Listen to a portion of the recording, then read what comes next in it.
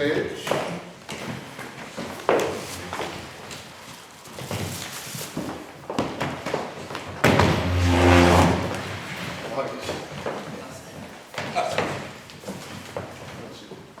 Thanks to you. Wherever you want.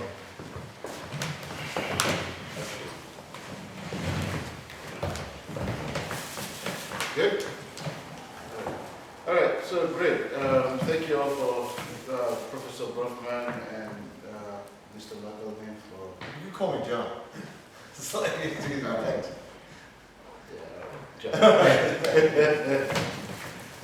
For that introduction. So we have a base study line. Also here is Ralph Baker, who is the founder of the panel series, and myself, Wuyi, who is host of our radio and always happy to moderate a good conversation.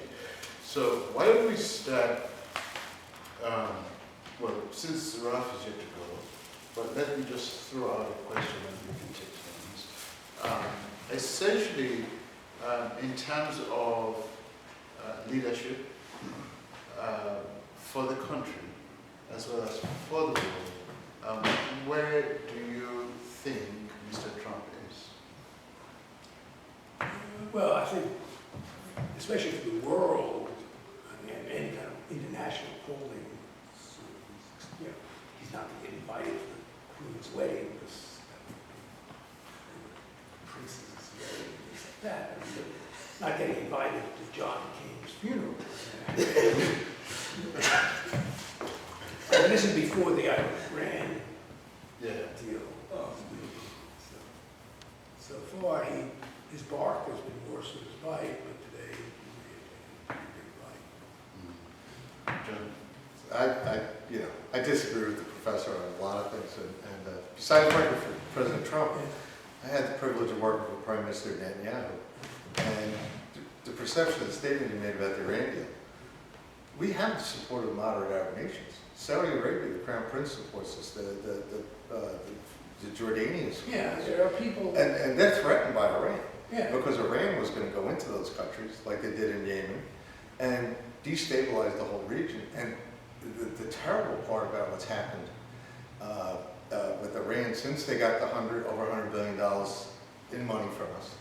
And by the way, that was an agreement that the majority of the Senate did not support.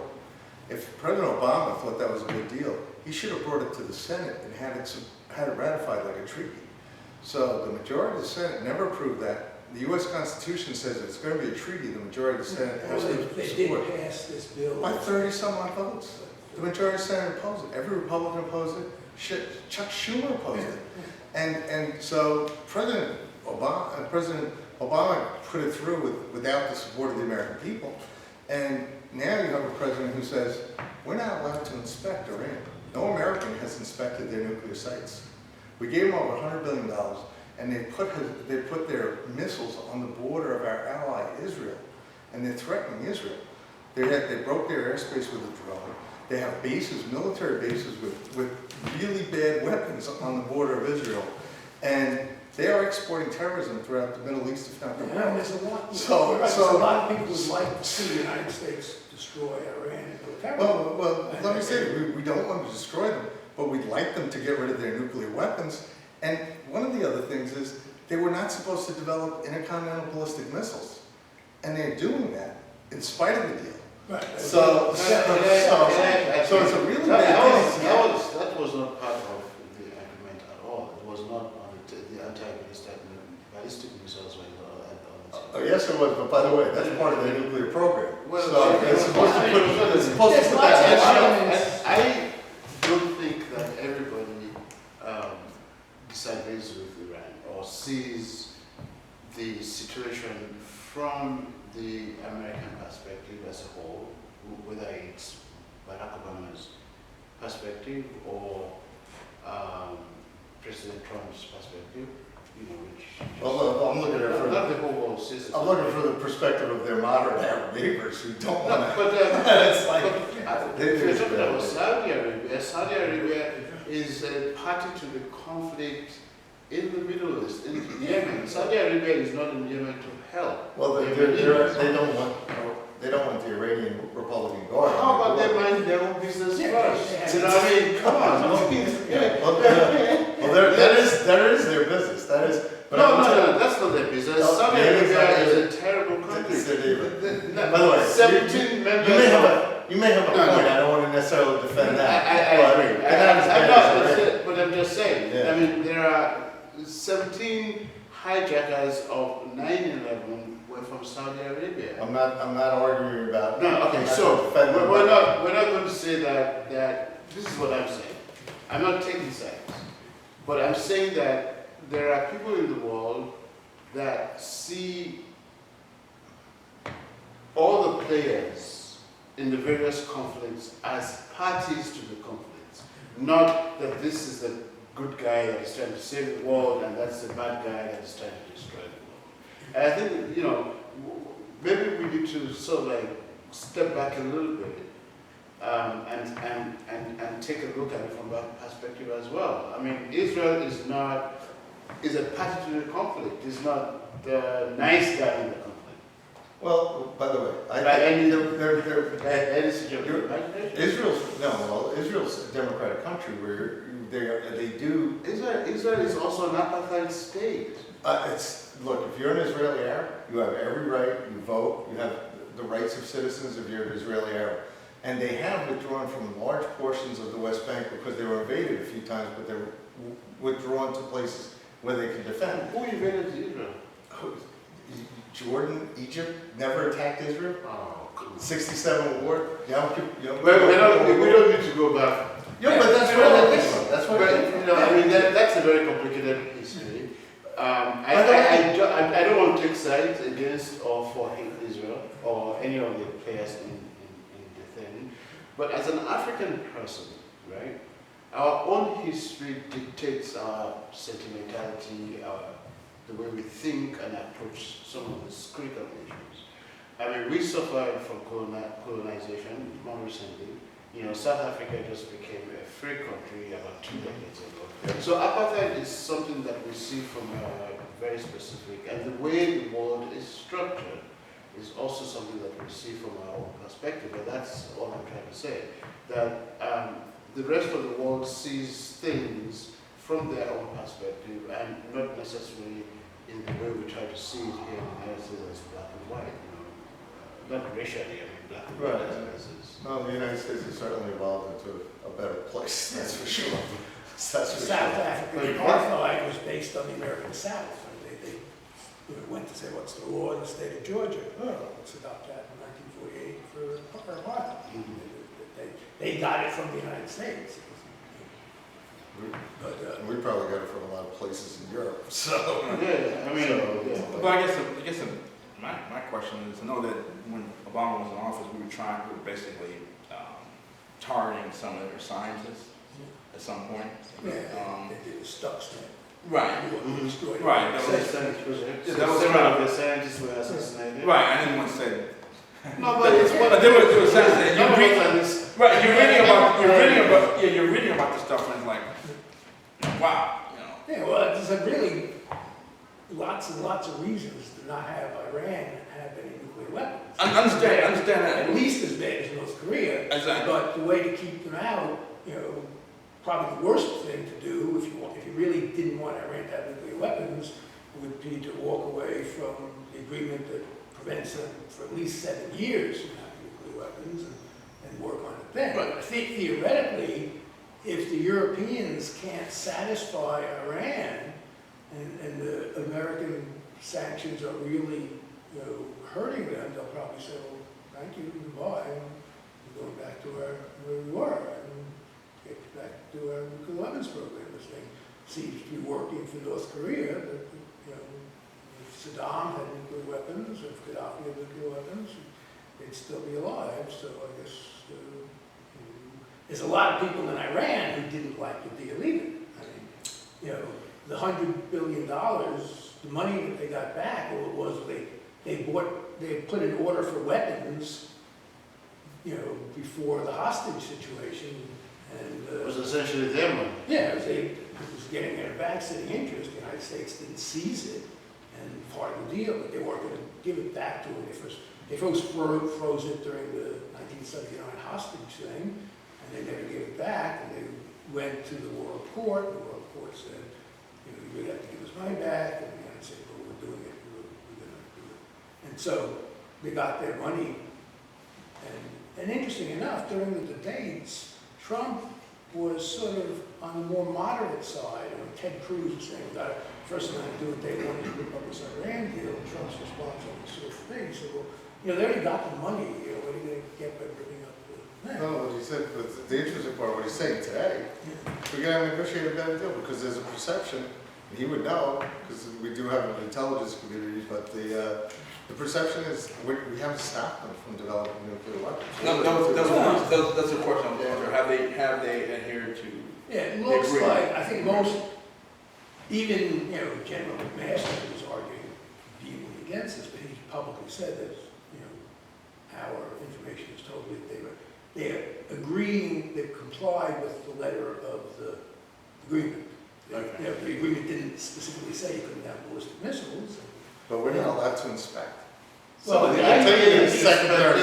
The The United IAEA States is suspended. Everybody belongs to the IAEA, the nuclear, the International Atomic Agency, and they are in charge of it, and they're doing. And I think that. I mean, if there was a case to be made that right now Iran was making nuclear weapons and there were, that would be a whole different thing. France and England and Germany would be right saying, go get it. But they haven't dismantled. It's all sitting there to start up. Yeah, I mean, that's... They're right where they were. The breakout, it could be a matter of months, could be a year. Well, which is why I think it is important that the issue of international trust and multilateral agreements and multilateral actions, is a key issue here.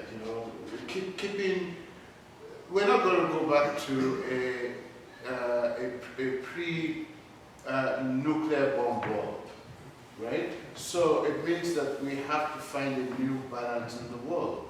And unilateral action is against the idea of finding that new balance, which we're all collectively responsible. Yeah, certainly Obama and the others, they all bet, we had a bet, they bet that in 10 years, Iran will become a democracy like George Bush that Iraq was going to become, and which is interesting, it's making some progress.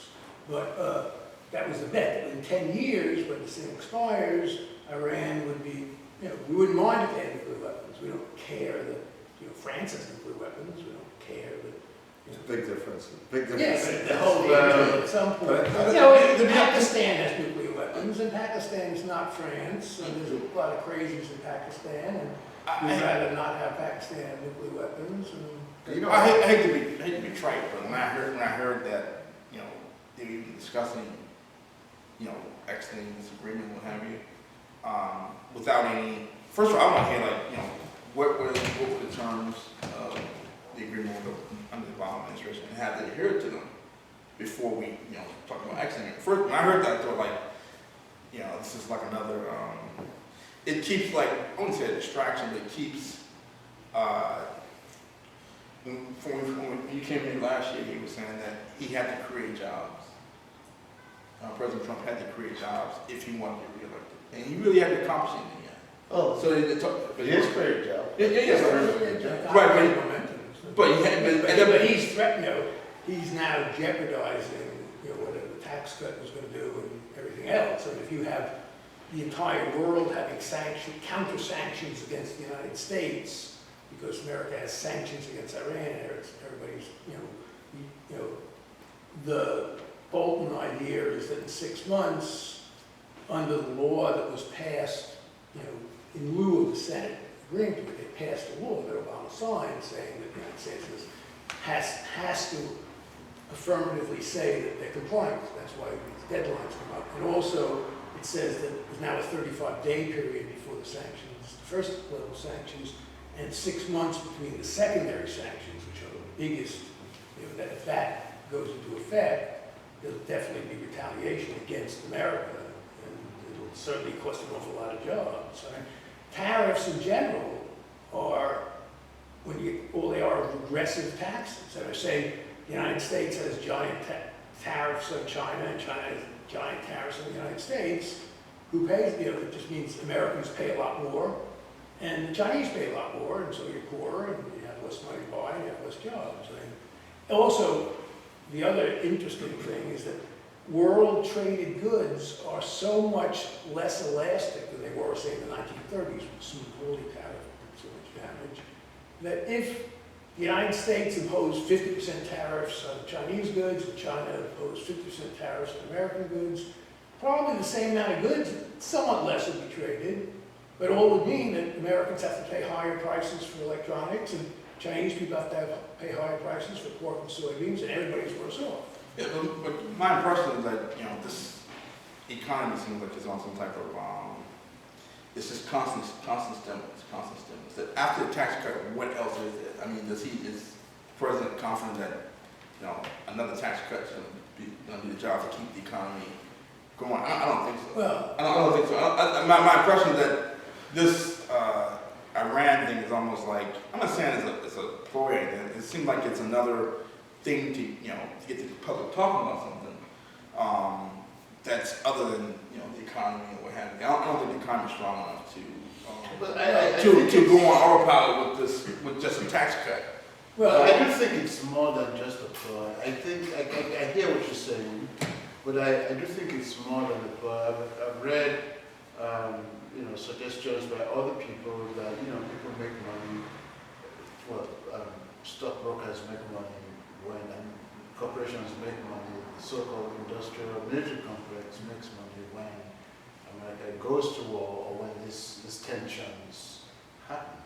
And so it's all about the elite and, how they make money. But it's a manufactured tension, though. But what's your take on that? Is this, what Ralph is suggesting is sort of like a distraction because of domestic politics and the economy, or is it in fact a manipulation of the world system, global system, so that when I heard it, it sounded like these sons of bitch players better start standing for the flag. It sounded like another thing for us to focus on, other than, because if they're doing something egregious, let's talk about what the issue is in terms of what the agreement they signed in the Obama administration. What are they not adhering to? Well, no one, I don't think anybody was seriously saying they're not adhering to the agreement. I mean, everybody, Trump didn't, today, as I heard, he didn't say they're not agreed. He just says it's a bad deal, he didn't like it, but no one says that. He said it's a bad deal because I think legitimately, the one thing about Trump is, if you knew him in his real estate business, he would do multiple deals at the same time. He was able to negotiate casinos and hotels and golf courses all at once. He would juggle all his issues. And so his style is 1 minute, and it's not a good political style, because when you have something working for you, like you pass the tax cut, all of a sudden the next day you start tweeting out about, Robert Mueller, you step on your own message, but that's who he is. And the legitimate part about the Iran deal, he thinks it's a bad deal. And he thinks it needs to be renegotiated now before the deal's up and he's not president. So, and I'll tell you, the thing that's fatally flawed about it was, we do this in trade agreements, we do this now with this very important nuclear deal with Iran. We don't go back to the Senate. In the Constitution, it says there's supposed to be a majority of the Senate to approve treaties. And Washington has found a way around treaties. Fast track. That The problem with trade agreements is that this special interest, that the worst type of protectionism, 100 times worse than tariffs, are quotas. Quotas are where you have Korea agrees that they will only sell X number of cars to the United States, and in return America will only sell X number of trucks to Korea. That's between two countries. And the reason that's so bad is that, both the Korean and the American car companies love it, because you don't have to worry about crummy cars or high-priced cars. You don't have to get through the competition on both ends. And quotas are by far the worst type of, trade restriction. And Trump seems to say he likes bilateral rather than multilateral. When you have a multilateral thing like even NAFTA, it's hard to have quotas when you have 6 different countries or 3 different countries No, when it's just two countries, you say, well, you get the steel people from the United States and the steel people from Korea, and they sit down, and then the politicians love it even more, because now, if Korea agrees to only sell X number of whatever, who decides which Americans get to buy them, and who decides, if it's not a free market, somebody's got to give export licenses to the Koreans to sell it, and someone's got to give import licenses to the Americans and politicians. So now, instead of the company, the highest paid person in the company, or the most important person is the engineers who make the better product, the most important people of the company are the politician, politically connected people who can get special permission to import, through the quotas. So once you have a quota, that means you have to limit it, you have to ration it, and only politically favored people get the license to take it in, and that's a way to, and on both sides, the Koreans have to give an export license, and they only give it to their friends, the politically connected ones, and in the United States, if you've got an import license, you're politically connected friends. That's by far the worst. Even tariffs, at least the government collects some money. Whatever you say about tariffs, even though it's a regressive tax, it raises prices, it's like a giant sales tax, but at least the government gets some money. With the quotas, all of what's called consumer surplus, everything consumers lose, goes into the pockets of the companies. So that's by far the worst. But I think that to answer your question about why Trump is doing this, there's a whole bunch of theories. One scenario could be, sort of almost war, or maybe even war in the Middle East, involving Iran. The first thing that happens, any kind of bombing or fighting in there, the Straits of Hormuz get shut. And the Straits of Hormuz, 20% of the world's oil goes to the Straits of Hormuz. And Iran could literally have a tank. It's only 2 miles wide at its choke point. If you have a tank there, no insurance company is ever going to allow a tanker full of oil to go through the Strait of Hormuz. If Iran has one tank saying we're going to shoot anybody who goes to the Strait of Hormuz. So that's, you talk about $5 gasoline tomorrow, which would poll people, whatever. The person who most loves Trump is not going to like $5 gasoline. But that's not really what's going on. What's interesting when you talk about No, trade, but I think that might be what's involved. I think but that's who's the big winner of much higher oil prices? right now, it would be probably because the United States has produced so much oil, we've lowered the price of oil. Yeah, but we import half our oil. Russia exports 80% of the oil. Right. They're the biggest oil producer in the world, we're number 2. And Putin, unless he gets the price of oil up to 80 or 90 within 2 or 3 years, he's out. Which is why he's back in the ring. Yeah, well, which is also maybe why he backed Trump. He didn't back Trump. No, he didn't back Trump. In fact, Trump's now standing up to him around the world. Yeah, he's doing things that he has to do. He has to. When the guy in England was poisoned, if everybody in the world did something and Trump didn't, that's a dead giveaway. That's it. Well, we should let Ralph talk. Well, I honestly, when I heard the talking about background of the Randy, I'm like, oh my God, it's another thing for us to focus on other than, the economy. But it may be the most important thing about the economy for the next 6 months.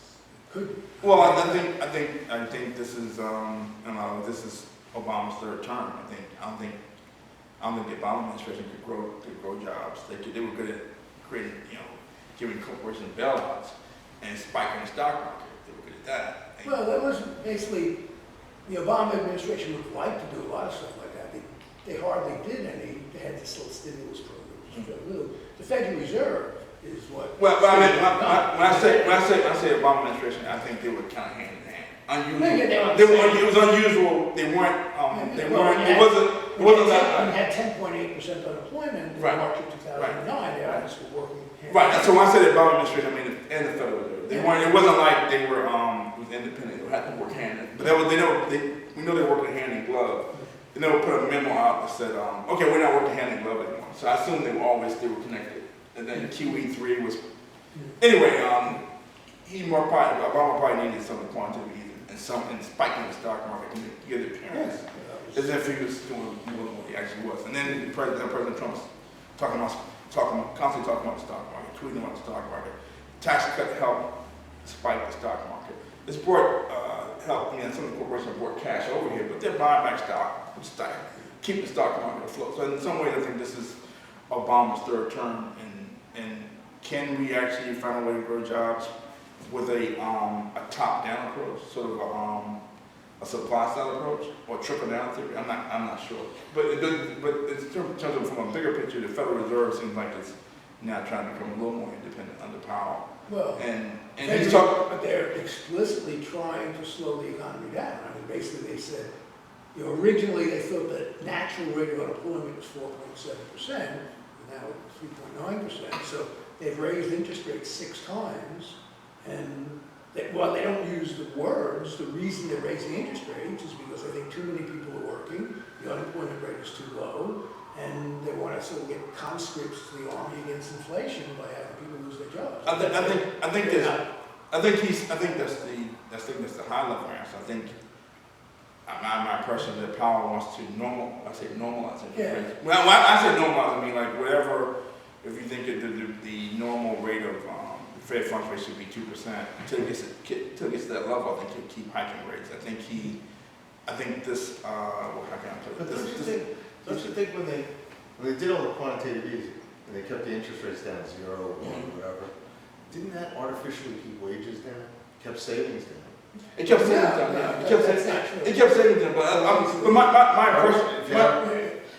impression that the zero interest rate policy was good. It's a short-term fix. They made it like a long-term thing. I think that these bonds that the government, the Federal Reserve holding on to $5 trillion or $4.5 trillion of bonds is not a normal level. And I think until they remove that and you move the Federal Reserve out of the equation, I think the government and the Federal Reserve should be working together to find a way to grow jobs and grow the economy. Now I think they put it all on the Federal Reserve, and the policies aren't working. So the Federal Reserve undo all this. You're not going to know if the policy is working or not. You have to put the onus back onto the federal government, onto the people, and onto the politicians.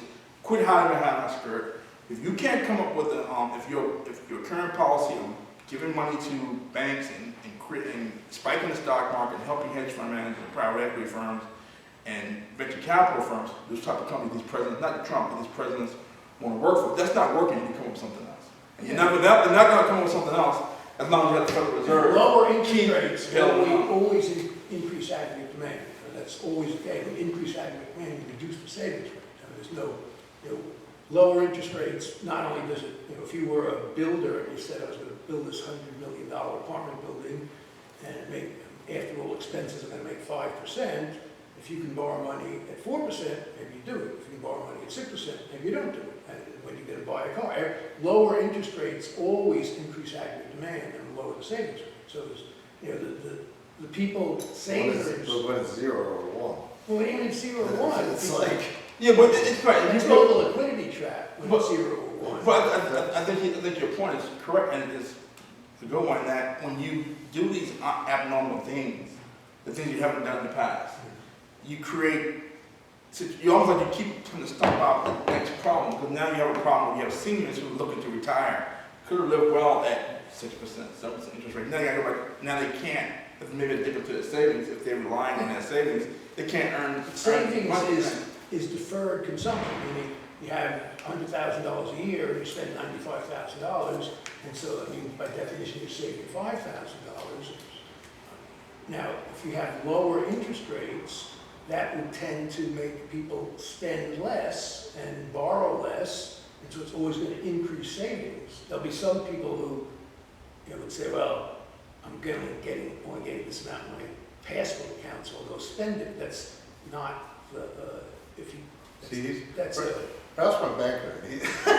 When he was talking about the abnormally low rates, because when you talk about the quantitative easing, the abnormally low rates, the reality of this is, it's like when you say they've got to come to a more natural rate. Whatever that is, that's 2%, or we think that's 2%, then you're never gonna, if you keep it abnormal, what I call abnormal, whatever it's 2% or whatever, you keep it alone, you never really gonna know if the, if, I think you kind of allowing politicians to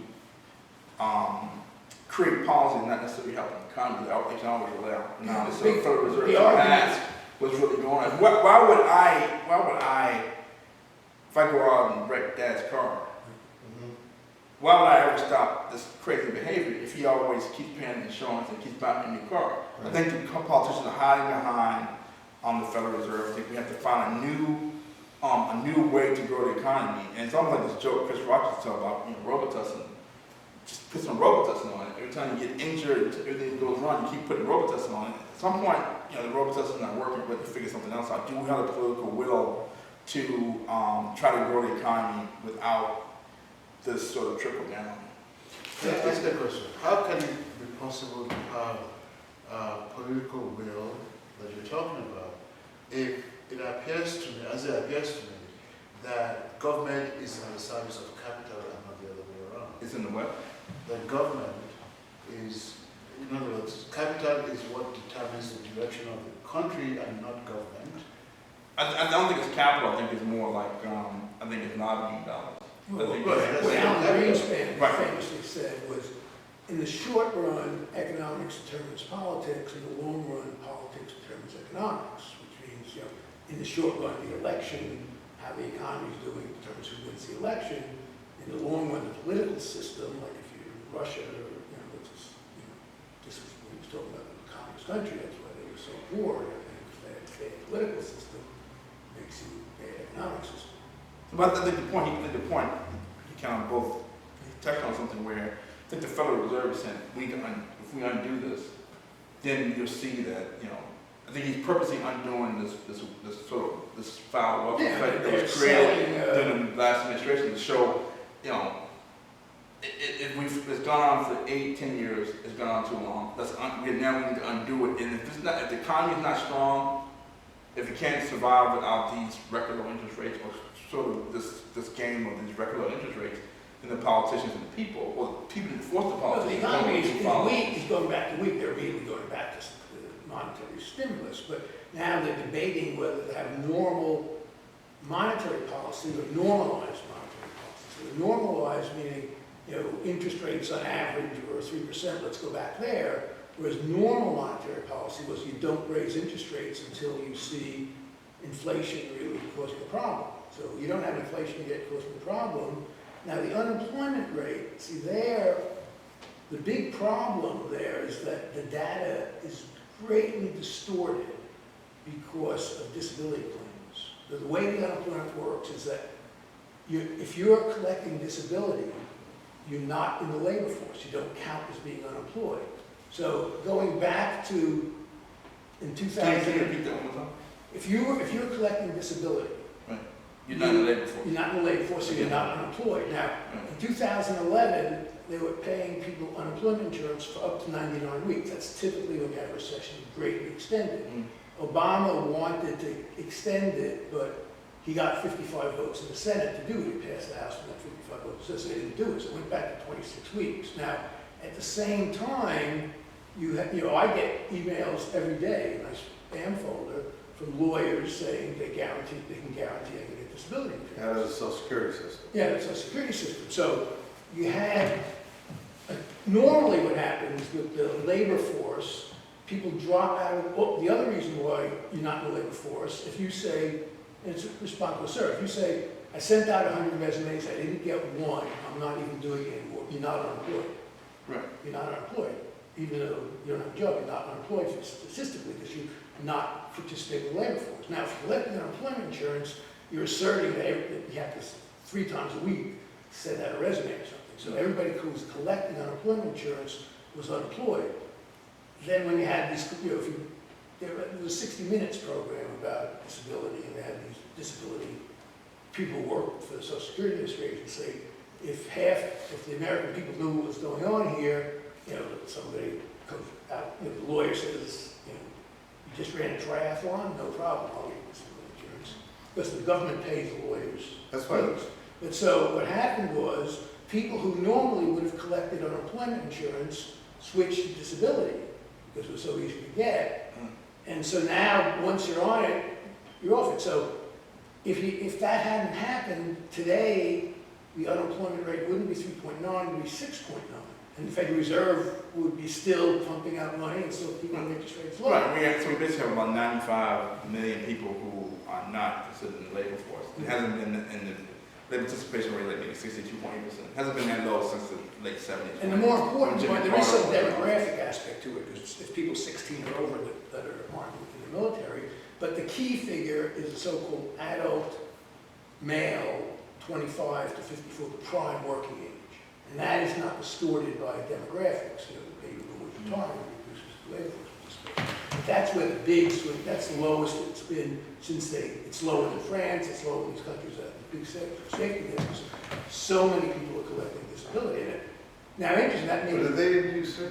Because we stopped looking at whatever the regular unemployment rate was, we stopped looking at it. Well, U6 has We look at everybody. U6. U6 has everybody. So U6 says, well, it doesn't, I don't think it has people who are disabled. Because that number's It has going, people who are discouraged. that number's going down, it was over 10% when Yeah. all these elections were going Yeah. on, and that number, people are coming back into the labor Yeah, there's force. some people back in, but the people who are disabled, there's the cyclical, you know, people who are really discouraged, legitimately discouraged, and now say, well, look, my neighbor got a job, I can they get back in the labor force. But so normally you have, you know, a big decline in labor